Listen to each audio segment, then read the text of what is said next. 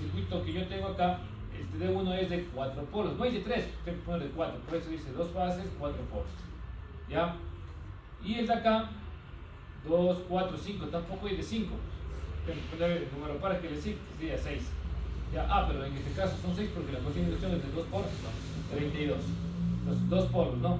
Entonces tengo dos tableros de distribución. El uno dice hasta 100 amperios y el otro hasta 125 amperios. ¿De dónde saco esta información? Aquí mismo me dice.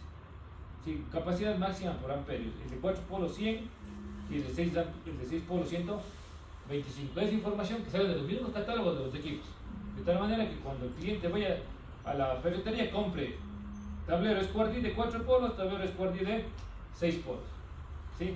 Y después vienen los circuitos que van a tener cada tablero. El primer tablero tiene en este caso 2 circuitos, iluminación y toma corrientes. Y en cada uno de reserva. Porque el local comercial, pues alguna cosa puede pasar. ¿Ya? Y en el departamento he puesto iluminación, toma corrientes 1, toma corrientes 2, lavandería y cocina de inducción. En total, 5 circuitos. ¿Sí?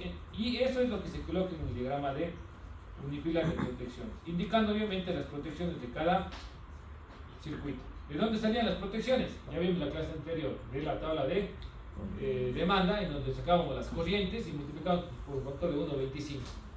¿Ya? Y más o menos, pues ya está normado que iluminación 10-16 amperios máximo, toma corrientes 16-20 amperios y cocina de inducción 2 por 32. ¿Sí? No nos piden hacer una coordinación de protecciones, no es necesario. Pero si alguien lo quiere hacer, lo puede hacer sin ningún problema. Tomaríamos las curvas de los breakers de 10, de 20 y luego la de 50 amperios y haríamos la coordinación de protecciones. Pero eso no se suele hacer en bajo voltaje, ¿no? Entonces no es necesario. Pero de esa manera queda ya emplazado el diagrama unipilar de protección. ¿Estamos de acuerdo? ¿Sí? Y acá pues he hecho un dibujito, si ya es carpintería como se dice, ¿no? Solamente he hecho un dibujito en donde se indica cómo van a ir los medidores, la varilla de Copperwell. Ahí cada quien puede hacer lo que guste, lo que crea más conveniente, darle color, pintarle lo que quiera, hacerle más entendible a este diseño, ¿no? Y eso es todo, ¿no? Y eso es todo. Entonces con esto ustedes ya tienen gran parte del diseño que es la parte del plano eléctrico como tal. Con el cuadro de demandas hay que calcular algunas cosas adicionales que nos está faltando. Y una de ellas, y una muy importante, es la caída de voltaje. ¿Sí? La caída de voltaje en redes internas. Y también cálculos de caídas de tensiones en las redes de distribución. Nos falta hacer el cálculo o la determinación de los materiales, de los elementos que se van a utilizar, listado de mano de obra, ¿sí? Todo eso hay que hacerlo, ¿no? Todo eso hay que hacerlo.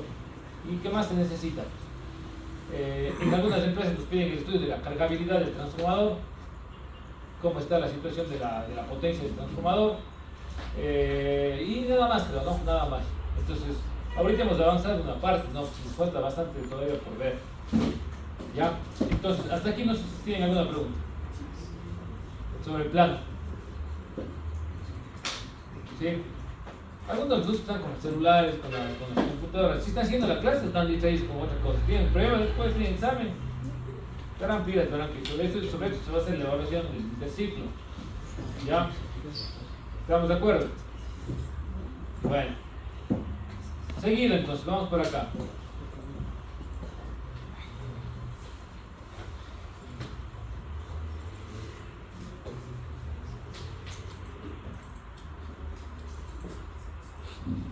Inclusive que este diseño hice ayer nomás, estaba haciendo para un cliente. En un día se hace un diseño eléctrico. ¿Ya? Bueno, aquí está una hoja técnica que va la información completa y aquí está el cuadro de demandas, miren el que suelo utilizar yo. Aquí está cargas, tablero DD1 para el medidor 1 local comercial, número de fases que tiene, la tensión. Aquí he puesto 127, ¿por qué? Porque la red es trifásica, en el caso mío, ¿no? Entonces yo no voy a poner 120, voy a poner 127. ¿Qué más he puesto? La potencia que estoy instalando. Por acá los elementos, miren, acá se resaltan tal cual como les enseñé, ¿no? ¿Qué es lo que puedo hacer yo? Si ustedes buscan de otra manera, pues no hay problema. Factor de potencia de los circuitos, el cálculo de la corriente, la potencia en kVA, el factor de demanda. Aquí el circuito de iluminación era local comercial, debería ser 1. Pero yo no puse uno porque no se prenden las lámparas de un solo pulsante, sino que yo puse un interruptor doble. ¿Sí? Entonces, no es normal que se vayan a prender siempre todas los focos. Entonces, a mi criterio yo le puse con 0.8. Y si la empresa me observa, que me observe. Llego el cambio y no pasa nada. Pero si no me observa la empresa, pues ellos lo aprueban. ¿Sí? Pero siempre hay que guiarnos con base a las recomendaciones de la tabla de factores de diversidad que nos da ahí, ¿no? El factor de la demanda en KVAs, el tipo de protección que estoy utilizando y en qué fase voy a conectar, ¿no? A o en la B. Y el calibre que estoy utilizando. El factor de coincidencia aquí entre los dos circuitos, entre la iluminación y el refuerzo, le he puesto 0.8 y me da 0.94 el factor de la demanda solo de local comercial. Más abajo tengo de la vivienda, del departamento, circuito de iluminación. Miren la potencia del circuito de iluminación. Observen que es una vivienda. Solamente están 270 vatios instalados. Es poquito. ¿Por qué? Porque la tecnología LED hizo eso, de bajar el consumo de potencia. ¿Ya? A pesar que tengo, miren, 8 lámparas de 18 vatios, 3 lámparas de 12 vatios, 5 dicroicos de 6 vatios, apliques de pared de 12 vatios, tengo 12. Todo eso tengo en el departamento. ¿Ya? En el circuito de fuerza 1 y en el circuito de fuerza 2 tengo prácticamente 8 tomas corrientes en cada uno, 8 y 8, 16, 1600 vatios, máximo 2000, está bien, inclusive hasta está balanceado. En fuerza he puesto 500 vatios por cada circuito, he puesto acá 2 tomas de 500 vatios que pueden ser ahí para la lavandería, así lo diseño yo, y cocina de inducción, ¿no? 4000 vatios, ¿no? Con factor de potencia de 0.8, ¿ya? Y miren, aquí también algo interesante, ¿no? En el circuito de fuerza yo no pongo 0.35, le puse 0.5 porque voy a poner 2 tomas corrientes. ¿Cómo sé que hago eso? Pues voy acá, ¿no? Al diseño. Ya, el circuito de lavandería, lo puse aparte, están aquí, solamente hay 2 tomas corrientes. Entonces la probabilidad de que funcionen los dos es altísima, ¿no? Claro que pongan los tomas corrientes de ahí 2 puntos, ¿cierto? Si pone lavadora y secadora, utiliza solo uno, ¿sí? Y el otro puede quedar libre, o viceversa, pueden utilizar uno en cada lado, pero quedan 2 libres. Entonces la probabilidad es del 50%. Entonces, con base a eso, yo acá he puesto 0.5, ese factor de coincidencia, ¿ya? Entonces se va con base al diseño, ¿no? Y miren que me da, el factor de coincidencia aquí he puesto 0.7, más bajo en la casa. ¿Por qué? Porque ya son más circuitos, son 5 circuitos. Entonces la probabilidad de que funcionen todos pues es del 70%. Eso me da 3.81. Tablero general, es decir, el tablero de donde están los... y aquí debería ser el tablero principal de medición. Vamos a poner así más bien, tablero principal de medición. Ya, en el tablero principal de medición está el detalle de cada tablero, de cada subtablero, ¿no? Ya, consulta un imprimo, ¿no? Listo. Entonces aquí está, por ejemplo, la corriente de cada fase, la corriente de un circuito, del otro circuito, el conductor de la cometida, miren, 3x8 como lo había puesto en el plano, la demanda de cada uno de ellos y los valores de potencia instalados. Es el resumen general de cada tablero de distribución, en este caso de cada medidor. La demanda total me da de 4.75, pero como son 2 medidores hay que utilizar otro factor de coincidencia. En este caso lo he puesto de 0.8, dándome un total de 3.8 kVA calculados. Esa es la demanda que yo calculo. Pero aquí hay algo particular, que este cliente, el departamento, está ubicado en un estrato tipo C. Entonces, para la empresa, miren lo que está abajo, ¿no? Para la empresa eléctrica Sogues, el estrato tipo C es de 2.98 kVA. Entonces, para el departamento, solo para el departamento, yo debo considerar 2.98 kVA y no 3.81. Entonces, ¿cómo calculo la demanda total? Sumo la demanda del estrato, más la demanda del local comercial, la que yo saqué. Porque las tablas de estratos que dan las empresas no están para locales comerciales de industrias, es solo para viviendas. ¿Sí? Entonces la demanda no ha sido 3.8, ha sido 3.92. Entonces la demanda con la que la empresa me va a entregar la energía es de 3.92. El 3.8 es un valor calculado que me sirve sí para la distribución de la carga en la vivienda o en la edificación. ¿Ya? Y después viene el cálculo de la caída de tensión interna y aquí se calcula justamente el porcentaje de caída de tensión. ¿Ya? ¿Con base a qué? A las longitudes desde que van a tener la longitud que existe desde el tablero de medición hasta los TD1 y TD2. Solamente yo suelo calcular esas caídas de tensión. Otros ingenieros calculan la caída de tensión hasta el último toma corriente o hasta el último foco. Pero eso que implica que tienen que conocerse más detalles de las distancias. ¿Sí? Entonces, estar contando distancias chiquitas dentro de un circuito es medio tedioso. Y no es tan relevante. Lo que me interesa más es conocer la caída de tensión que hay desde el tablero de medición hasta los tableros de distribución. Entonces, se calcula una caída de tensión. Ya, entonces aquí hay una fórmula que es la caída, es el cálculo del voltaje. Y ya vamos a ver cuál es la fórmula que mejor se ajusta, ¿no? Entonces, si ustedes se fijan, aquí ya está metida una fórmula que considera la corriente. ¿Qué más considera? La sección del conductor que estamos utilizando y la longitud que tiene ese tramo de circuito. Ya, lo que se recomienda es que la caída de tensión interna sea menor al 3% más o menos, ¿no? Entonces aquí está dentro de los límites, y si no les da, pues cuélguense aquí, no pongan 20, pongan 18. Tampoco es que la empresa eléctrica viene a medir y va a coger el flexómetro o va a ir a que miran. No, o sea, tampoco sean muy extremistas en esto, ¿no? Pero sí una distancia bastante aproximada. ¿Ya? Entonces aquí dejemos 20, ¿no? ¿Ya? Listo, entonces este es el cálculo de la demanda, que lo único que nos falta ver en el cálculo de la demanda sería la caída de tensión, ¿no? Eso nos falta ver, ¿ya? El siguiente circuito es el siguiente cuadro que se necesita es de lista de materiales, ¿ya? Y aquí ustedes tienen que hacer un detalle de todos los materiales que van a considerar en la instalación. Como ustedes están haciendo algo nuevo, pues les toca armarse la lista de materiales, ¿no es cierto?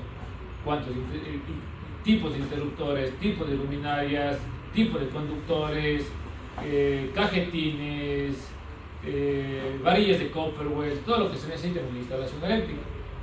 No creo que se necesiten enseñarles todo, porque ustedes ya me dijeron que se han visto eso en la materia de instalaciones. Entonces, y si necesitan que algo les explique, pues me avisan, no hay problema. ¿Ya? Entonces yo aquí, si ustedes se fijan, tengo ya una lista de materiales. Caracho. Bastante amplia, en donde automáticamente, con base a lo que se llenó en el anexo 2, que era la demanda, pues me va jalando los valores y se van llenando aquí automáticamente, ¿no? ¿Sí? Entonces, acá yo lo que he hecho es adicionar justamente esto, ¿no? Los tipos de luminarias, para que al final me dé el total. Si ustedes se fijan, aquí está el total, ¿sí? Y los equipos de mando y control, ¿no? Interruptor simple, dobles, triples. Y si en algún momento va saliendo algo más, pues van agregando nada más. Al inicio hagan una plantilla común, pero ya si hay una instalación especial, pues van agregando, ¿sí? Y acá están tomacorrientes especiales, ¿no? Entonces miren, aquí también he hecho yo una tablita de breaker. Por ejemplo, esto aquí me va contando, ¿no? Me cuenta si el breaker es de 1/10, automáticamente me va haciendo mi Excel. Son cosas que cuando uno ya sale al ejercicio profesional se puede estar haciendo porque es lo que da la plata. Sí, y uno tiene que hacerlo. O sea, cuando yo estaba como ustedes, yo ni sabía esto. Cuando yo salí como ingeniero, no tenía idea de esto. Yo tuve que aprender esto cuando empecé a hacer el ejercicio profesional ya como egresado. Ahí recién me enteraba, pero estamos hablando de hace 2010. ¿Cuántos años? 14 años. Ahora ustedes salen aprendiendo una bola de cosas. No es como antes. Salíamos ciegos del mundo profesional. Ahora ustedes tienen muchas bases, mejores bases. A pesar que la malla se redujo a 4 años, sigue siendo una buena base. Sí. Obviamente depende de ustedes de hacerlo bien nada más, ¿no? Listo, entonces ahí sale la lista de materiales, ¿no? Y paralelo a la lista de materiales viene la lista de mano de obra. ¿Sí? En realidad a la empresa no le interesa mucho esto, pero esto sí sirve para cuando ustedes vayan a contratar a alguien para que les instale. Ustedes cogen el contrato completo, ¿no? Entonces, ¿cuánto van a cobrar por la instalación de esta vivienda, por ejemplo? Entonces, ¿qué es lo que van a instalar, en otras palabras? Van a instalar, por ejemplo, centros de carga de 6 circuitos monofásicos, van a instalar uno. De 4 circuitos van a instalar uno. Entonces, ¿cuánto van a cobrar por esto? $5, $10. La mano de obra no. ¿Qué implica la mano de obra? Desde la bodega que ustedes tengan, transportar los materiales hasta el lugar e instalarlos. ¿Cuánto les cobran por eso? No sé, ya depende de ustedes. ningún ingeniero les va a decir yo cobro esto, no es un valor fijo, ¿no? ¿Ya? Igual, suministro de instalación de puesta a tierra a tableros de distribución. Hay que colocar una varilla de Copperwell. La varilla de Copperwell implica coger de bodega, llevarla hasta el lugar, buscar un terreno, hacer un hueco, plantar la varilla, conectar con cable THH en el número 8 de la varilla al medidor. ¿Cuánto cobran por eso? No lo sé. Tienen que poner aquí el valor unitario y el valor total. ¿Para qué les sirve esta tablita? La empresa no revisa precios. Esto les sirve para cuando quieran ustedes ya, como les digo, hacer el diseño completo, decir, mire señora o señor, yo lo voy a cobrar por el diseño y por la instalación, esto aquí. Ahí les sirve. Que ustedes se han quedado una parte y después a algún amigo que instale le paguen el resto, pues es otra cosa. O si ustedes se van a mandar todo, pues ya, les toca lastimarse las manos, cortarse, porque pasar cables no es fácil. Y van a necesitar ayuda siempre. Mínimo entre un compañerito más van a necesitar ayuda. Porque tienen que tender cable, hay que jalar, mandar cables guías y tanta cosa más. Ya tienen que ingeniarse ahí para ver cómo pasa. Y si no pasa, no van a decir, no puedo, pues alguna solución tienen que dar. Entonces todo eso tienen que ustedes medirse, ¿no? Y poner imprevistos, porque a veces nosotros que decimos, esto me cuesta, pero resulta que por ahí pasó algo que ustedes no se imaginaban, y lo que iban a ganar terminan gastando en arreglar ese imprevisto. Chao las ganancias, se sacaron la madre, se ensuciaron, se cortaron las manos y al final salen tablas. ¿Qué va a hacer eso justo? Feo, ¿sí o qué? O a veces salen en pérdida. Les toca poner en su bolsillo, peor todavía. Entonces siempre al presupuesto final manejen su margen de imprevistos. Tampoco vayan a poner el 100% de imprevistos, no, una locura. Pero sí un 10, un 15% de imprevistos. Y eso ya es un valor que la experiencia les va a ir dando, ¿no? ¿Cuánto pongo por el imprevisto? ¿Cuánto pongo por diseño? ¿Sí? Entonces esas cositas ya van a ir aprendiendo. Entonces miren, aquí está todo lo que tiene que ver con instalaciones. ¿Cuánto les cuesta colocar el interruptor doble? ¿Va? El interruptor doble quiere decir que tienen que cambiar el circuito, ¿no es cierto? Pasar los cables y dejar conectando con la placa y todo lo demás. Pero antes de eso hay que instalar los cajetines. Es decir, tienen que irse en el momento que está la obra en bruto, en construcción, coordinar con los maestros de albañiles, es decir, aquí van los puntos, tienen que dejar de colocar el cajetín. Esto también tiene un costo. ¿Sí? Y multiplican por la cantidad, son 5 tomas, entonces acá ya les da 5 interruptores. Los puntos de iluminación, entonces aquí se va empatando, ¿no? Interruptor con iluminación. ¿Cuánto les cobran por mandar el cable desde el interruptor hasta el foco y conectar el foco para que se prenda? Entonces todos esos costos tienen que ustedes tenerlos ahí, ¿no? Tenerlos ahí. ¿Sí? Ya. Entonces esto se coloca en una hojita que se llama, que yo le he puesto materiales y mano de obra. Viene el otro anexo, que es la caída de voltaje interna y externa. ¿Ya? Entonces, esto de aquí, yo creo que sí lo vamos a dejar para la siguiente mitad, porque aquí hay un poco más de teoría que debemos revisar para hacer el cálculo de la caída de voltaje. Entonces, el cálculo de la caída de voltaje pues implica conocer la red real cómo está. Sí, conocer cuál es la situación actual en cuanto a qué transformador tiene la empresa instalado cerca del lugar, monofásico o trifásico, cuántos abonados tiene instalado, cuántas lámparas tiene instalada y calcular la caída de voltaje actual. Lo pueden hacer de dos formas: yéndose al sitio, recorriendo y tomando datos de cuántos medidores tienen por cada poste, o sacarlo del GIS. Lo del GIS no es tan confiable, es algo que esté actualizado, pero tampoco le interesa mucho a la empresa, así que sí lo pueden hacer desde el GIS, ¿no? De hecho, yo acá lo hice con el GIS. Yo lo que hice es irme al terreno, me ubiqué acá, conocí el terreno, recorrí y el transformador está acá. Entonces yo lo que hago es coloco aquí mi punto de partida y empiezo a moverme hacia el punto de conexión. Y por suerte aquí es el ramal justo aquí. En este poste de aquí, no sé si pueden ver con el cursor, ahí termina la red, en ese extremo del transformador trifásico. Entonces para mí está facilito calcular la caída de tensión, calculo la caída de tensión solo de ese ramal, no me interesan los otros ramales. Ya les voy a explicar esto, ¿ya? Y cuando calculo, pues tengo que verificar que el valor esté por debajo del 5% o 6%, que son valores establecidos en regulaciones. También ya hay que empatar con la regulación de calidad, que alguien ya expuso la regulación de calidad, no me acuerdo cómo está eso, y vamos viendo qué valor usar. ¿Estamos de acuerdo? Entonces, aquí es la caída de dirección existente. El primero es ver existente, cómo está la situación.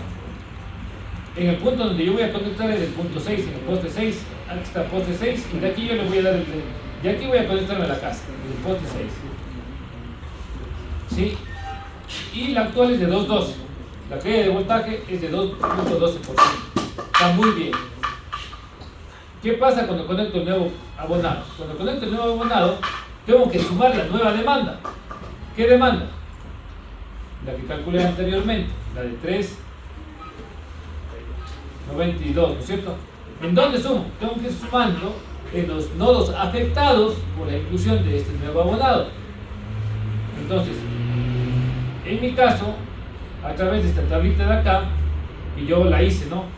Dice, ingrese número 1 en el tramo que incluya la inclusión del nuevo abonado. ¿Sí? Entonces, cuando yo pongo aquí el número 1, acá se me va pintando automáticamente. ¿Esto qué quiere decir? Que en estas columnas que se van pintando, yo tengo que sumar la demanda actual a la demanda actual y la demanda nueva. ¿Sí? Entonces, miren, aquí aparece esta fórmula, ¿no? La actual más la del nuevo abonado. ¿Hasta dónde? Hasta los tramos que se vean afectados. El último tramo ya no se ve afectado, se ve P6, P7. ¿Por qué? Porque acá ya yo no conecto, el 7 está libre, ya no tiene la conexión del nuevo abonado. Pero los otros tramos del 1, el 2, del 3, del 4, del 5, sí se ven afectados. ¿Por qué? Porque aparece una nueva carga. ¿Sí? Y con la inclusión del nuevo abonado ya pasa de 2.13 a 2.68. Estoy dentro de los límites y eso me conviene a mí porque el diseño pasa rápido en una empresa eléctrica. El problema es que cuando tengo caídas de tensión por encima del 6%, hay que hacer algo ahí. ¿Sí? Ese algo, pues, proponer una redistribución de la red, cambiar calibres de los conductores, colocar un nuevo medidor, no sé. Ya como ingenieros hay que buscar la solución. ¿Sí? Y eso hay que enviar a la empresa para que ellos hagan el análisis y la debida aprobación o negación. O les indique cuáles son las correcciones que ustedes tienen que hacer. ¿Sí? Entonces, esta tablita de acá, yo ya les presenté en el modelo de la Centro Sur. ¿Se acuerdan que ahí también la Centro Sur tenía su formatito de caída de voltaje? Yo no lo manejo, yo lo manejo este que es mío, lo entiendo y yo tengo las fórmulas de aquí. Todo esto está con fórmulas. Lo que ven con celdas en gris son las celdas que yo tengo que editar, las otras celdas ya no se tienen que editar. Si ven, aquí está con fórmula, está con fórmula. ¿Sí? Está con fórmula, ¿no? Estos datos de ingreso, ¿qué se ingresa? El tipo de red era una red trifásica con 4 conductores, el calibre de la fase, 3 ceros, y el FDB. Sí, el FDB son las características eléctricas que tiene el conductor, 3 ceros, para encontrar este porcentaje de caída de voltaje. ¿Cómo se calcula el FDB? El FDB se calcula con base a esta fórmula que está por acá. Déjame ver si es que está aquí. Aquí está. Se calcula con esta fórmula el FDB. Pero normalmente este valor ya está calculado para todos los tipos de conductores. Entonces hay unas tablitas, ¿no? Pues vamos a la tabla y buscamos el FDB que le corresponde. En el caso del conductor 3.0, el FDB es de 1419. ¿Sí? ¿Cómo se calcula entonces? Vamos a ver. Se calcula como 1000 por 10 por kilovoltios fase neutro al cuadrado por P. ¿Sí? Dividido para sigma. En donde eres sigma es R cos de teta más X seno de teta, donde eres la resistencia del conductor en ohmios por kilómetro. ¿De dónde saco eso? De las tablas. ¿Se acuerdan? Ya, ahí sale, ¿no es cierto? Reactancia inductiva, en ohmios por kilómetro, tablas. ¿Ya? El cos de teta, factor de potencia, que acá le ponen igual a 0,9. Kilovoltios fase neutro, voltaje fase neutro. ¿Sí? En este caso, si una red trifásica, el voltaje fase neutro 12.7 kilovoltios. El valor de P, un medio si es un sistema de una fase 2 conductores. P es igual a 2 si es una fase 3 conductores. P es igual a 3 si es una fase 3 conductores. Y PAC les da el valor de F de B. ¿Sí? Esto ya está calculado. Y nos vamos acá, por ejemplo, de la empresa eléctrica Sogues. En esta tablita, aquí nos dan esto, lo tenemos. Esto está en la página de la empresa eléctrica, no pueden descargar. Valores de FDB para el cálculo de la caída de tensión en bajo voltaje. Y aquí les da los tipos de conductores, la resistencia, la reactancia que utilizaron para una red, una fase 3 conductores y por una red 3 fases 4 conductores, que son los únicos tipos de redes que tenemos, no tenemos más. ¿Sí? Entonces, como era 3 ceros, yo me voy acá 3 0, 3 fases 4 conductores, ¿cuánto sigue? 1419. Y este valor, pues es el que yo estoy colocando acá para calcular esa famosa caída de voltaje, ¿no? ¿Sí? Que es aquí, ¿no? Aquí está. El FDB, ¿sí? Se calcula, con el FDB me permite calcular la caída de voltaje, ¿ya? Y el siguiente punto es la cargabilidad del transformador. Algunas empresas eléctricas piden que calculen la cargabilidad del transformador, otras no. Ya, en este caso, pues la cargabilidad la pueden consultar en el geoportal. Cuando ustedes ingresan al geoportal, ponen el transformador, vamos a hacerlo, ¿no? Pero esta cargabilidad no es real lo que manejan las empresas, ¿no? O sea, tampoco es que está muy disparada a la realidad, pero no es lo que efectivamente tiene el transformador en potencia.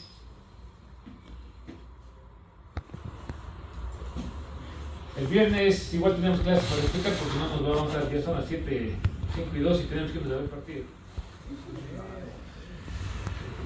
Ya, entonces voy a colocar aquí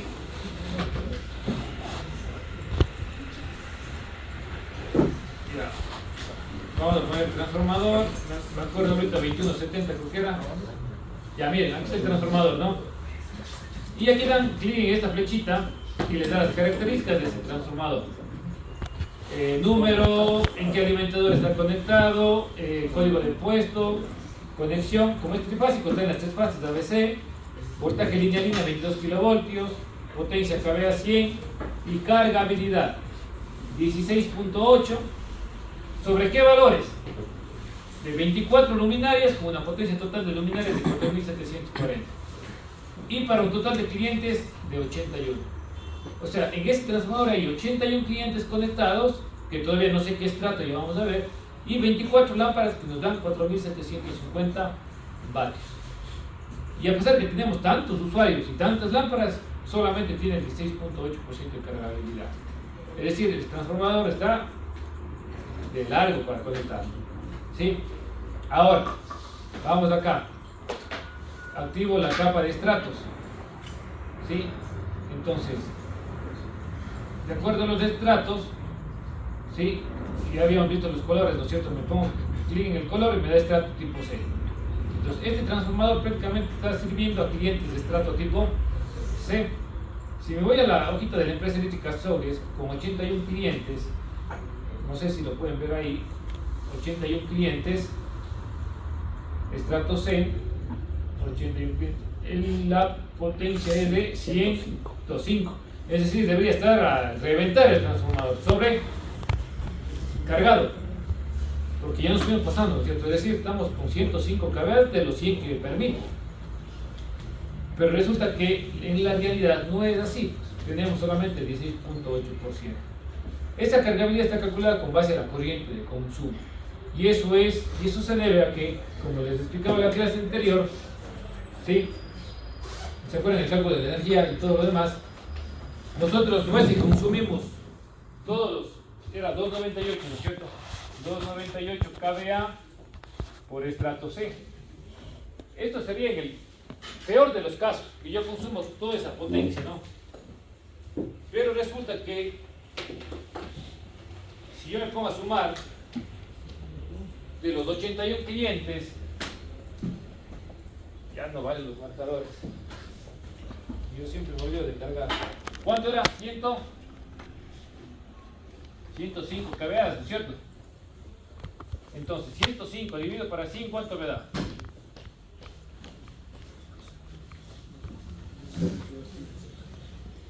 1.5, entonces 105%, ¿no es cierto? Claro, pues no coincide, ya, 105% de carga que tendría ese transformador. Pero en la realidad dice, no, pues es solamente el 16.8.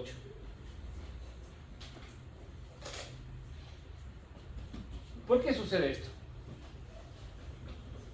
¿Sí? Porque los clientes, los 81 clientes que aparentemente están consumiendo 2.98, pues no están consumiendo 2.98. Esa es la única razón. ¿Cuánto están consumiendo? No puedo decirles el valor exacto, pero menor a eso sí. ¿Sí? ¿Cuándo hay picos de consumo? Hay picos de consumo cuando el cliente activa la licuadora, cuando el cliente activa la secadora, cuando el cliente activa la tostadora, cuando el cliente activa el microondas. cuando el cliente activa el horno eléctrico si tiene, cuando el cliente activa, ¿qué cosa? ¿Qué más hay? Que consuma bastante, una secadora de pelos. Entonces, estos equipos, que son los de mayor potencia, no funcionan 24 horas al día. ¿Cuánto funciona? En algunos casos hasta segundos. Sí, yo creo que una licuadora, la Ostres, que es la que casi la mayoría tenemos, la activan ustedes, no llegan ni al minuto y ya apagan, o sea, y la vuelven a utilizar en la tarde o ni siquiera ya la vuelven a utilizar en el día. ¿Sí? Entonces hace que el consumo sea bastante bajo, ¿no? Sí, de potencia, de energía, considerando la potencia, el tiempo de uso de esa potencia. ¿Cuál es lo que más se utiliza? ¿Qué es lo que más se utiliza? Luces. Esto sí, pues, eso casi utilizamos todo el tiempo, ¿no? O sea, prendemos de la mañana, prendemos del mediodía, tal vez a veces en lugares donde no hay acceso a luz natural, y en la noche. Entonces, las luces sí están prendidas más tiempo, pero la potencia habíamos visto que hoy en día es baja. ¿Por qué? Porque tenemos luminarias LED. Entonces, de los 298, la potencia del ejemplo que les mostraba, ¿cuánto eran luces? Creo que llevaba 270 vatios en luces. Esto sí está todo el tiempo, miren, conectado. Y si eso lo multiplicamos por todos los 81 clientes, seguramente ahí sí vamos a llegar a una cargabilidad, algo así, ¿no? Entonces, ¿cómo calcula la empresa ese dato de la cargabilidad? Con base a las lecturas que ellos hacen de medición de corriente en los transformadores. ¿Sí? Entonces, el departamento de calidad de la energía de la empresa eléctrica, pues es el responsable de verificar cómo están las corrientes, ¿no? Cómo están las corrientes. Entonces, vamos a ver el análisis de corrientes. Si el transformador es de 100 kVA, ¿cuánto es el factor de potencia de un transformador? Ustedes ya pasaron máquinas eléctricas. 85. 85. ¿Cuánto es la eficiencia y cuánto es el factor de potencia? Este podemos poner entre 0,8 y 0,9. ¿Y en la eficiencia del transformador? Cercana al 90%, ¿no es cierto? La eficiencia hasta más inclusive. Yo creo que hasta el 95% puede ser la eficiencia del transformador. Tiene poquitas pérdidas. De las máquinas eléctricas es la de mejor eficiencia. ¿Sí o no? Ya. Entonces, si el transformador de 100 kVA y tiene, vamos a poner la mitad de aquí, 0,85 de factor de potencia, calculamos la corriente del primario y del secundario. Vamos acá, ¿cierto? S es igual a B por I. Corriente, solamente estoy calculando los valores módulos. Pero como era trifásico, ¿qué me falta? Raíz de 3. Entonces la corriente va a ser igual a S sobre voltaje raíz de 3, ¿no es cierto?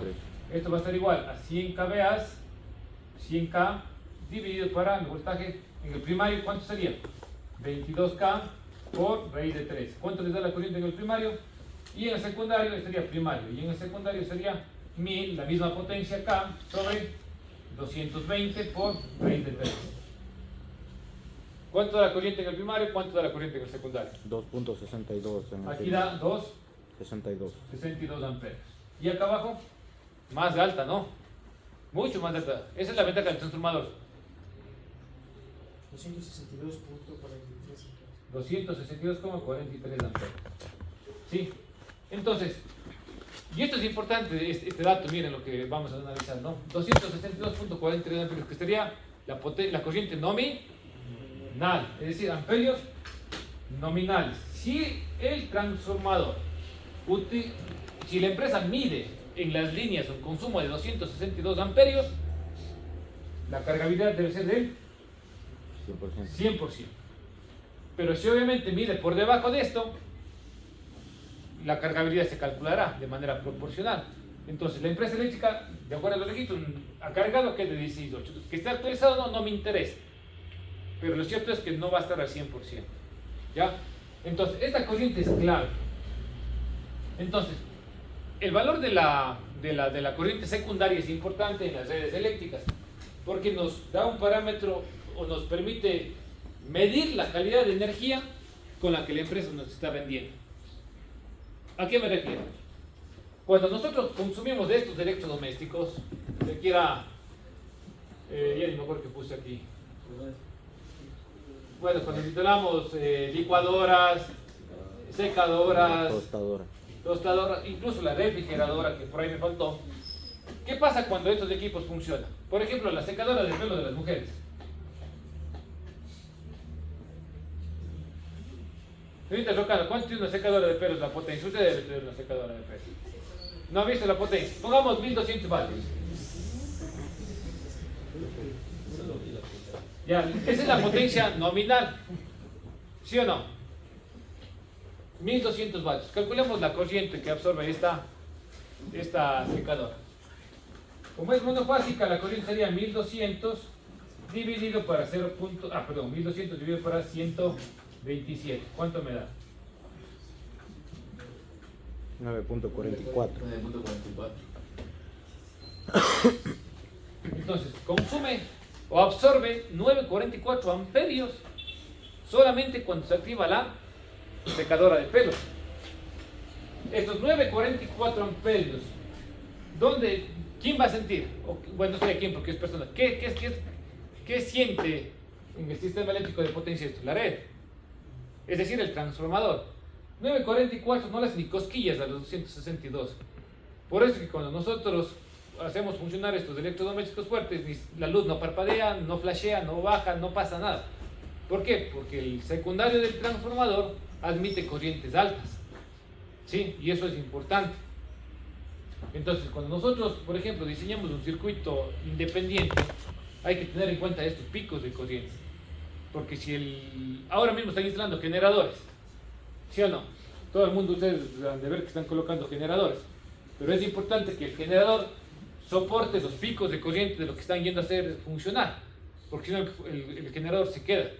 Por eso que están utilizando generadores, por ejemplo, un mini market, recién instalamos uno de 9800 vatios por los electrodomésticos.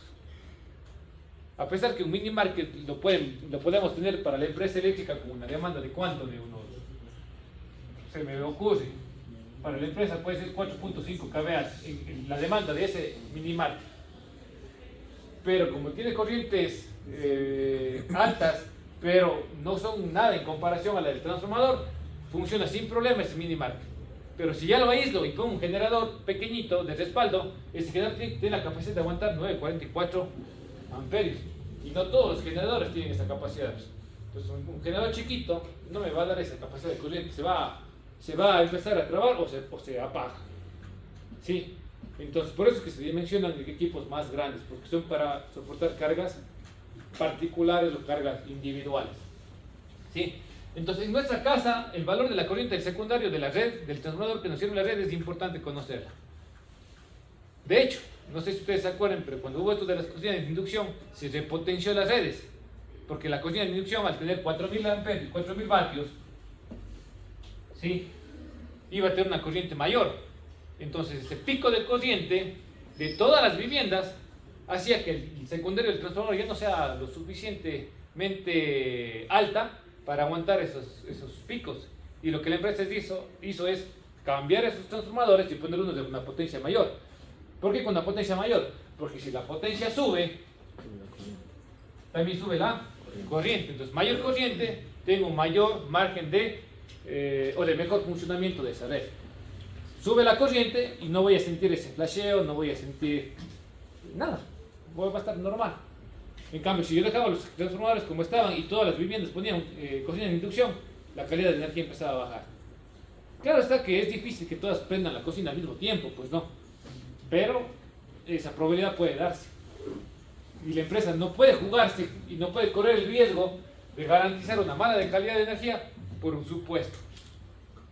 Entonces, ¿qué hicieron? Cambiaron todo. Repotenciaron redes, repotenciaron calibres de conductores, repotenciaron transformadores.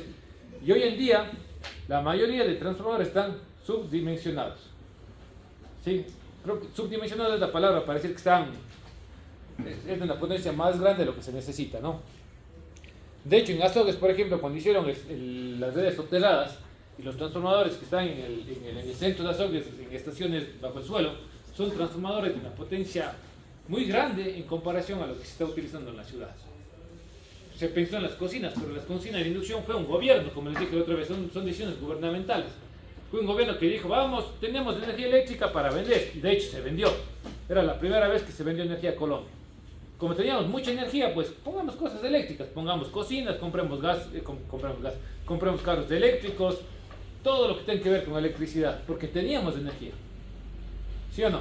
La idea era que se vaya sumando y la potencia del generador empiece a subir y trabajar a máxima carga. Pero lamentablemente vino otro gobierno, ya las cocinas les parabola, y el plan ese de cocción, ¿cómo le llamaban? Cocción, tenía un nombre ese plan. ¿Ya? Ahí quedó. Desapareció eso. Y hoy en día las consecuencias. Porque pensaron que esa electricidad que en su momento teníamos nos iba a servir para toda la vida. Y lamentablemente no es así. Entonces miren la importancia de hacer un diseño bien hecho, bien dimensionado, y ustedes como ingenieros eléctricos pues lo tienen que saber. Lo tienen que saber. ¿Ya? Y estas formulitas que yo estoy utilizando aquí son las mismas que estoy utilizando en el archivo Excel para calcular corrientes.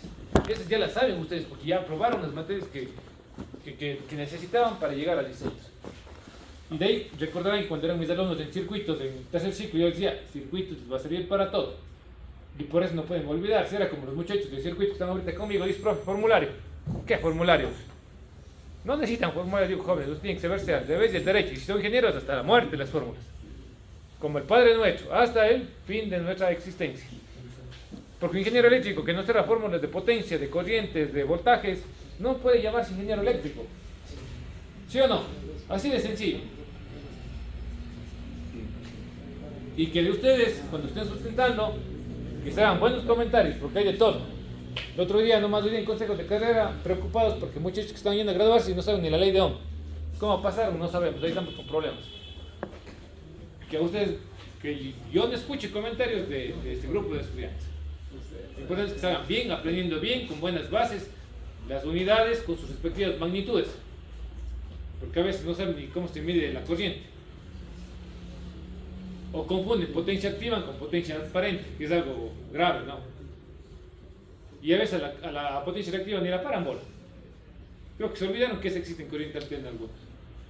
Y está ahí presente la corriente alterna, la corriente reactiva y potencia reactiva. Sí, entonces miren la importancia de la cargabilidad, ¿no? Bueno, se calcula la cargabilidad, regresando. Se calcula la cargabilidad, ¿sí? Yo la calculo con base en lo de los estratos de consumo. Yo el valor calculado, pues, hago coincidir con la de los estratos. Obviamente con las fórmulas correctas, ¿no?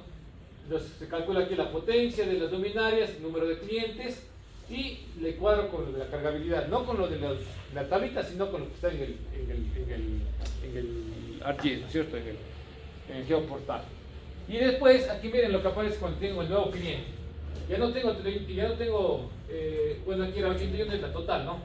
Pero cuando incluyo el nuevo cliente, aquí está mal, aquí debe ser 82, debería ser, aquí tengo un total de clientes, ya no sería 81, ya no sería 82, porque le agregué uno más, ¿no?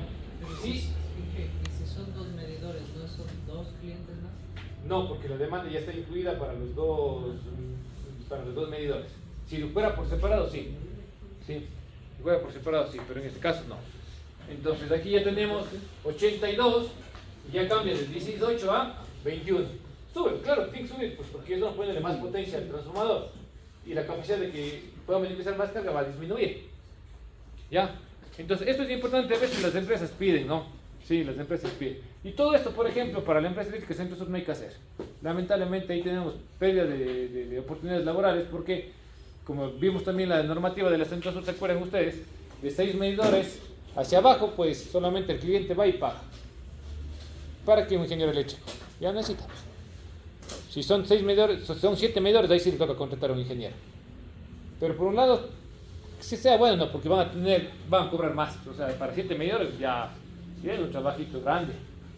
Sí, en este caso 2 medidores, a mí me toma hacer esto en realidad menos de un día. Es rapidísimo, ya cuando se coge las experticias y se tienen todos los formatos ya armaditos, es rapidito. Es rapidito, pero al inicio se demora, al inicio uno está dudando, estará bien, estará mal. Al inicio se envía a la empresa y observan, o sea, dice aquí está mal, corrija esto, por ahí se fue mal un número, o no contaron bien las lámparas, no contaron bien el número de toma corrientes, y en la empresa revisan todo esto. Y nada, si les mandan a corregir, corrígenlos. No es que les van a poner 0, es la ventaja. Lo malo es que les mandan a corregir cada rato. ahí sí van a decir, pucha, o que las correcciones sean graves, ¿no? O sea, que no utilicen bien, no calculen bien las corrientes, no calculen bien las potencias. Eso ya es grave. Pero por ahí se equivocaron en alguna suma de cosas pequeñas, errores leves, corrigen y presentan y les aprueban el diseño. Pero ya con la experiencia van a ver quién y les mandan a corregir porque entregaron casi todo bien. ¿Sí? Entonces, eso es lo que estamos aprendiendo y esa es la idea que ustedes están aprendiendo bien. ¿Ya? Y esta parte sí toma tiempo porque hay varias cosas que nos están faltando ver, ¿no? Como ya vemos la calle de voltaje interna de las redes, esto está pendiente, lo veremos la próxima clase. Ya vimos la cargabilidad, que aquí solamente es esto, la fórmula de cargabilidad. Es la relación, lo que uso versus el total. O sea, no me puedo inventar otra fórmula porque es esto. ¿Y qué más me falta dentro de lo que normalmente se entrega? Anexos de, bueno, los predios, donde está el terreno que levanta, membretes, bueno, eso ya no. ¿Sí? Y la hoja técnica es una hoja de resumen, ¿no? Donde están todas las características. ¿Ya? Finalmente, todo esto hay que plasmarlo en una memoria técnica. Ya. Y esta memoria técnica, las empresas sí tienen un formato. ¿Sí? La empresa eléctrica Soles tiene un formato. Voy a compartir todo este material que les estoy dando, voy a compartir ya el día de mañana en el ABA para que lo tengan en el capítulo 2. Ahí les voy a poner todo lo que hemos visto para que ustedes también lo tengan, ¿no? Entonces, más o menos este formato que yo lo hago está en función a lo que pide la empresa, ¿no? Es una memoria de ¿cuántas hojas? Si quitamos la carátula y quitamos, sí, 6 hojitas, miren. 6 hojas que tienen que escribir ustedes con sus palabras. No es copia, aquí no tienen que copiar, ¿no? Pero al inicio, pues sí es medio, ¿qué pongo, no? Entonces, la primera parte es los datos generales del proyecto, ¿sí? Este formato, vuelvo y repito, está con base en lo que la empresa eléctrica les da a los ingenieros. Entonces, ustedes van y piden y dicen, tema, aquí está la plantilla, les van andando. ¿Qué van? Datos generales, proyecto, quién es el propietario, la ubicación del alimentador y quién es el responsable, ¿no? ¿Quién es el responsable? Más abajo vienen los antecedentes, aquí es lo que tienen que contar. ¿Qué van a hacer? ¿Cuál es el objetivo? ¿Qué están pidiendo? ¿Y dónde está emplazado el terreno, no? Rapidísimo, el señor Freddy Vázquez es propietario de un lote de terreno de 108 metros cuadrados con clave catastral. Esto es importante. En todo diseño eléctrico la clave catastral es importantísima. Porque las empresas, tanto de municipio como de eléctrica, agua potable, todas manejan los catastros. Entonces, con tipear el número, identifican el lote de terreno. Entonces, en todo diseño ustedes tienen que pedir esto, la clave catastral. ¿Ya? Ubicado en tal lugar, dice, se ha planificado la construcción de su vivienda de 2 plantas, razón por la que requiere servicios de energía eléctrica, motivo por el cual contrata los servicios de diseño eléctrico requerido la adaptación de 2 medidores monofásicos del tipo 2 fases, 3 conductores. Cuidado con equivocarse aquí. A ver si nos equivocamos en un diseño, yo puse 2 fases, 3 conductores y resulta que la red era 1 fase, 3 conductores, me mandaron a corregir. Y era un error que se me fue, pero es un error que por allá no es grave, digamos, ¿no? ¿Pero por qué puse 2 fases, 3 conductores? Porque la red es trifásica. Si la red es monofásica, 1 fase, 3 conductores. Y los voltajes 127, 220, voltajes trifásicos, monofásico y trifásico con tarifa residencial para satisfacer las necesidades eléctricas de la vivienda. En la primera planta se proyecta el funcionamiento de un local comercial, mientras que en la segunda planta se emplazará un departamento unifamiliar. Frente al terreno existen redes eléctricas aéreas de bajo voltaje servidas de transformador trifásico ubicado en la calle principal con las siguientes coordenadas. Todas esas cosas son información que la empresa necesita, ¿no? ¿Cuál es el objetivo del diseño? Y esto es importante. Todo objetivo empieza con verbos, no pondrán una historia ahí, vamos a hacer este siguiente trabajo para y después pone diseñar.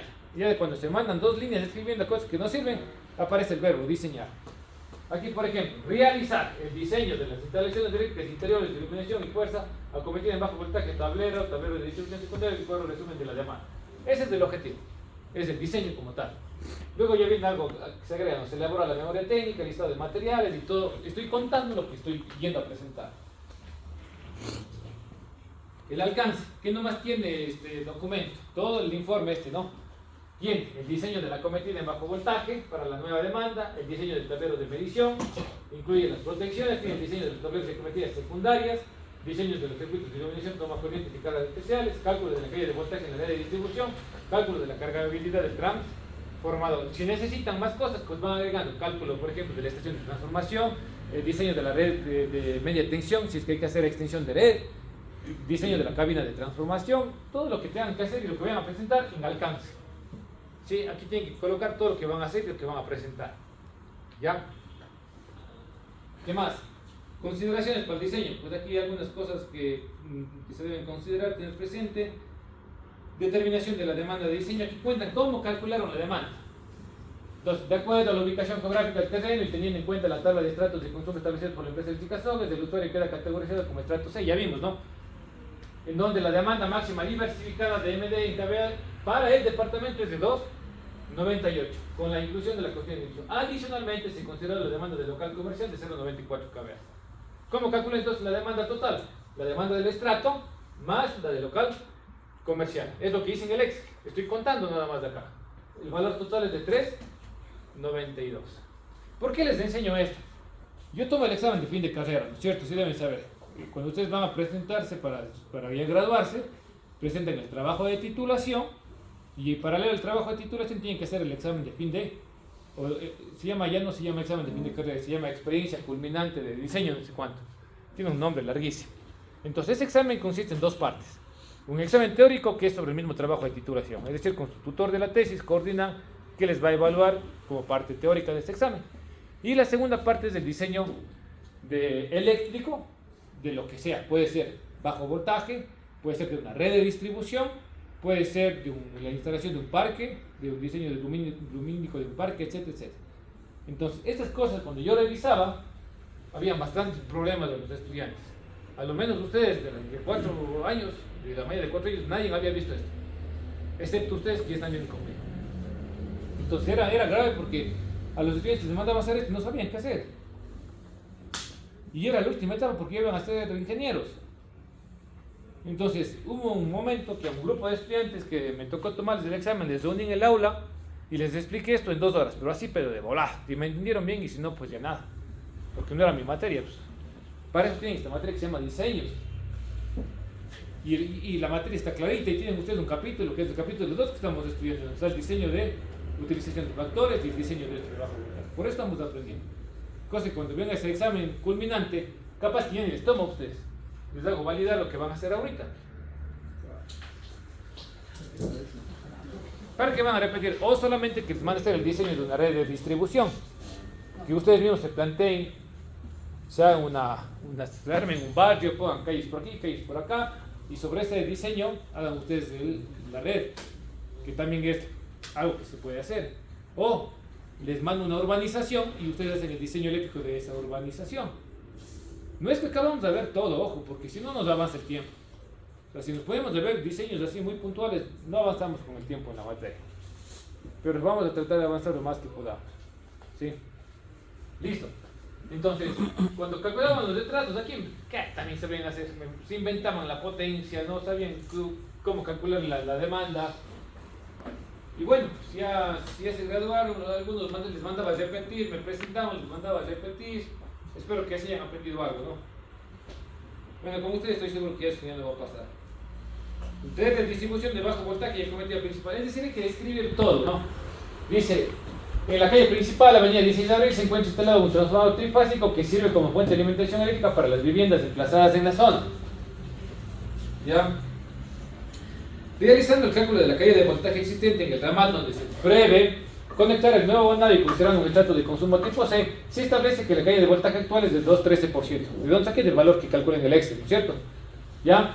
Y que con la conexión de la nueva carga a la red eléctrica, la calle de voltaje se incrementa a 2,68, valor que está dentro de los límites establecidos por la regulación de calidad de la energía. La próxima clase vemos esta regulación. Por otro lado, la cargabilidad actual del transformador es de 16,8 según Geoportal de la empresa eléctrica, lo que garantiza el funcionamiento normal del transformador con la instalación de la nueva carga. Anexo 6. Si quieren verificar cómo calcula, se van al anexo 6 de la empresa. Y esto es algo que piden siempre, ¿no? Con base al informe del Departamento de Planificación del GAR, esto hay que pedir esto. Siempre, ¿no? Indicar que el lote de terreno no pertenece a urbanización, porque donde pertenece a urbanización, el señor está jodido. Tiene que hacer el diseño eléctrico de la urbanización o pagar el valor de como el de reposición. ¿Sí?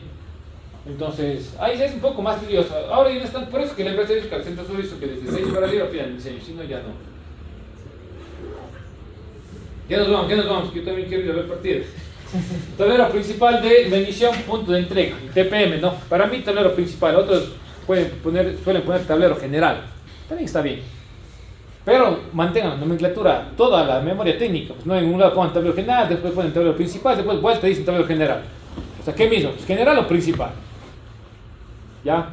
El consumo de energía se registrará en bajo voltaje con tarifa residencial de acuerdo a los reglamentos vigentes por la empresa eléctrica SOE. Y eso es importante, ¿no? Si es un local comercial, ya no puede ser tarifa residencial. ¿Sí? Salvo que, claro, hay que especificar el tipo de uso, ¿no? En este caso el local comercial es pequeño, no es un local comercial, por ejemplo, el Supermaxi.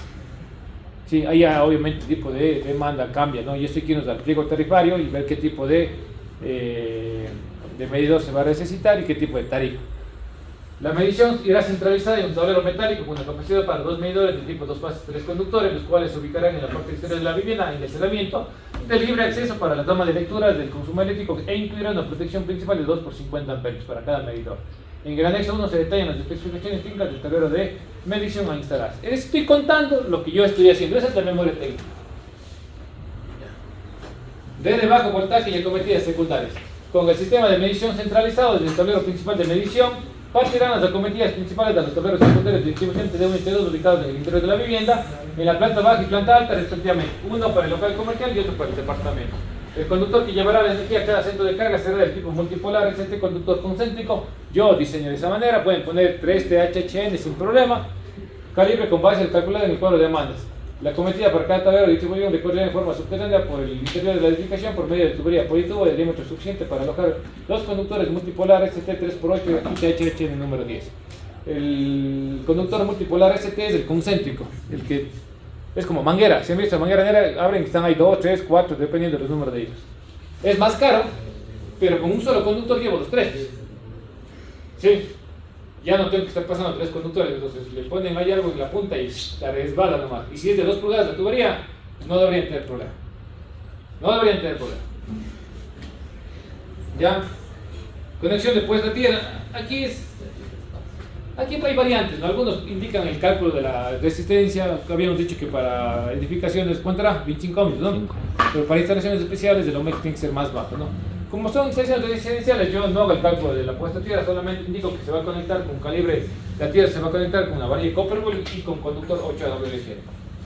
No se necesita más para este tipo de instalación. Y si es una instalación grande, pues me toca pedir ayuda porque yo no sé cálculos de mallas de puesta a tierra, ya ni me acuerdo. Entonces ahí pues le pido a Flavio Colite, me va haciendo el cálculo de mallas y se gana sus chauchos de pago. Pero yo no me quedo sin trabajo. Pero estamos amigos, ¿no es cierto? No es necesariamente saberlos todo. Es facilito hacer eso los trabajitos. Entonces, si necesito de un hospital, entonces el hospital pues ya va a necesitar por ahí un sistema de puesta de tierra bajito, ¿no? Entonces, ustedes como si ven diseños con Pablo Robles, pues ya me enseñan ustedes, les contrato a ustedes, me acolitan y nos ganamos a medias. ¿Se ven? Así funciona. Tableros secundarios, instalaciones interiores para proteger el circuito, para proteger e independizar los circuitos, se instalarán tableros de distribución para el local comercial y para los departamentos. Los tableros estarán enfocados en la pared a 1,80 metros de altura del piso. Los tableros son del tipo una fase de 3 conductores, con capacidad para 6 y 4 circuitos monofásicos, con capacidades máximas de 125 amperios. Circuitos de iluminación, aquí cuento que hasta qué potencia se consideran, calibres de conductores, circuitos de fuerza, protecciones, se especifican las protecciones que se van a utilizar y especificaciones técnicas de los materiales, de las tuberías, de los cajetines, placas y tacos, de los conductores. Esto es sacado de los datasheets de los mismos materiales, ¿no? De ellos se van sacando. Recomendaciones constructivas, estas son recomendaciones generales, ¿no? La construcción debe ser realizada por personal calificada y sujetará a los planos de diseño. Los cambios realizados en la instalación y que no estén contemplados en este diseño serán responsabilidad de las personas que efectúen la instalación. En los distintos tableros de distribución y centros de carga deberán identificarse claramente las cargas y los circuitos conectados. Por ejemplo, nosotros como ingenieros eléctricos dejamos ahí etiquetado circuito breaker este es de la planta baja iluminación. O sea, si otra persona normal normalmente los albañiles deben hacer las instalaciones, no dejan ir etiquetando, o sea, ellos dejan haciendo mal todo, porque mezclan circuitos, porque por ahí les faltó alimentar el toma corriente y le toman del circuito de iluminación, o les faltó colocar un foco, se sacan del toma corriente. Funciona, claro que funciona, porque no necesita pase neutro para que funcionen las cosas, pero no es lo que se debe hacer. Bajan un break y se va todo. ¿Qué también harían? Ahora que estamos instalando un generador así mismo, resulta que en una casa un breaker controlaba los circuitos de toma corriente de la cocina y de toda la planta baja, o sea, era una barbaridad. O sea, se bajaba el breaker, se bajaban los toma corriente de la cocina y también de la sala y también del pasillo que por ahí había. Es una locura. ¿Sí? ¿Qué más dice? Los empalmes de los conductores se registran únicamente en los cajetines de conexión, los mismos que deberán ser utilizados en los lugares fáciles de acceso. Cuando nosotros instalamos ahí los cajetines, ¿no es cierto? Grandotes, los hexagonales o los cuadrados grandes. ¿Sí? En esos cajetines es donde nosotros, ahí debemos hacer empalmes. Ahí es donde hacemos los empalmes, dejamos encintando bien o a través de terminales, como quieran hacer la unión. Pero los cajetines son los lugares en donde van los empalmes. No pueden hacer un empalme en media tubería y mandar el empalme dentro de la tubería. Error, eso no se hace. Sí, eso no se hace. Entonces, cables directos entre tuberías y el único punto de conexión son los cajetines. Obviamente, cuando ya se pone el techo, pues se ocultan los cajetines, pero cuando se desarma, saben que ahí en ese punto van a encontrar una telaraña porque ahí están empalmes. Sí, solo ahí se hacen los empalmes. Y obviamente son empalmes bien hechos. ¿Sí aprendieron empalmes? Ya. Entonces, esos empalmes, los más importantes, se tienen que acordar, no todos, que hay un montón de empalmes. Responsabilidad. Las modificaciones o cambios que se realicen en el documento de construcción de las instalaciones eléctricas con respaldo con respecto al diseño serán respuesta del propietario, mediante la actualización del diseño final, para lo cual se aplicará un procedimiento similar realizado para la aprobación inicial. ¿Y qué estoy presentando de los anexos? Todo esto le voy a presentar a la empresa. Y al final, miren, documentos legales habilitantes. Sí, entonces, además del diseño, hay que pedir escrituras, cédulas actualizadas, certificado de votación, el certificado del municipio de no pertenecer a la notización, pago del predio urbano. Entonces son documentos que se necesitan adjuntarlos a esa carpeta, imprimen 2 ejemplares y lo mandan a la empresa eléctrica a revisión. Y se termina el diseño, se termina su trabajo, hasta que la empresa les diga, mire, ya está aprobado, venga a retirar o venga a llevarse las observaciones para que corrijan. Corrigen, vuelven a presentar y en el mejor de los casos les da prueba. Mandan un Kipux en donde está la aprobación y le dicen al señor, tenga su diseño y págueme lo que acordamos. ¿Ya? Y eso es todo. Y ya se hace un trabajito. Pero sobre esto hay cosas técnicas, hay cosas de ingeniería que tienen que saber y cosas que nos están faltando, como la caída de voltaje interna y externa. ¿Qué más está pendiente? Nada más, pero no. Cargabilidad. De la cargabilidad. Nada más. ¿Sí? Entonces, el examen. El examen ya les digo el viernes, ¿cierto? Sí, porque todo esto es el trabajo, no el examen. Todo esto es aquí. Y a la final les queda algo como esto. A ver. Creo que este era el último que hice aprobar.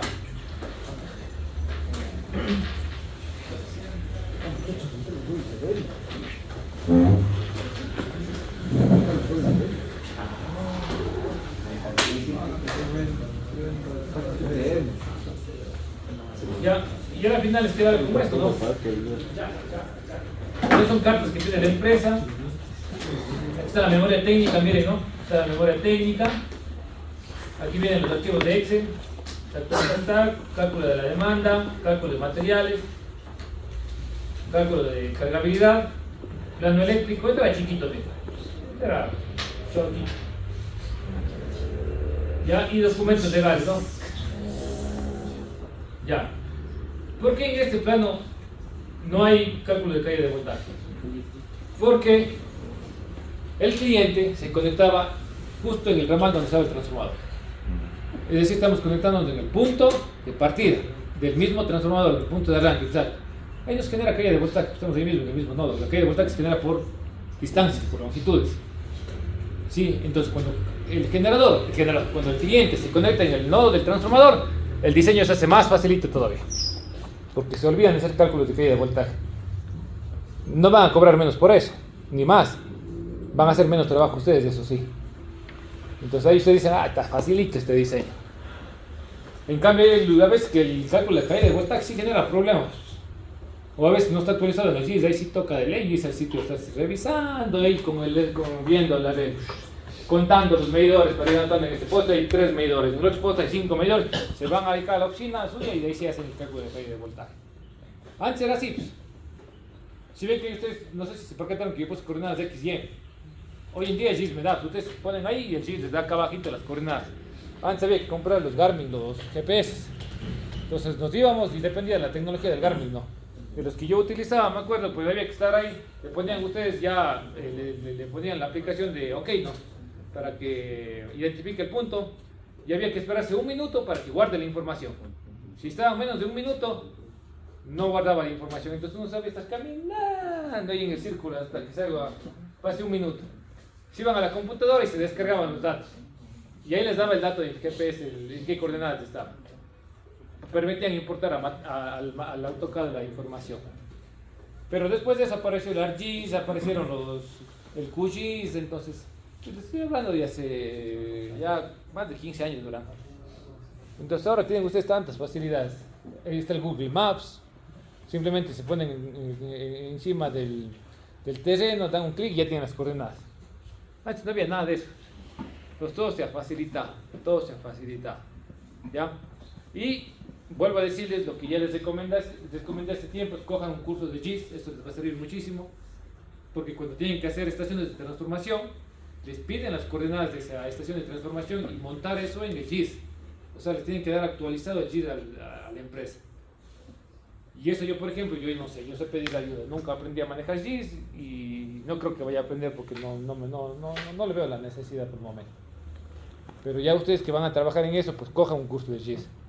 No es difícil y no creo que vale ni mucho. Incluso aquí en la universidad también sabían dar cursos. Como cursos de actualización, a lo menos de la malla antigua les daban cada rato el curso de GIS. No sé si ahora estarán de repente ofertando, creo que no se ha escuchado últimamente. Listo muchachos, preguntas sobre la clase de hoy.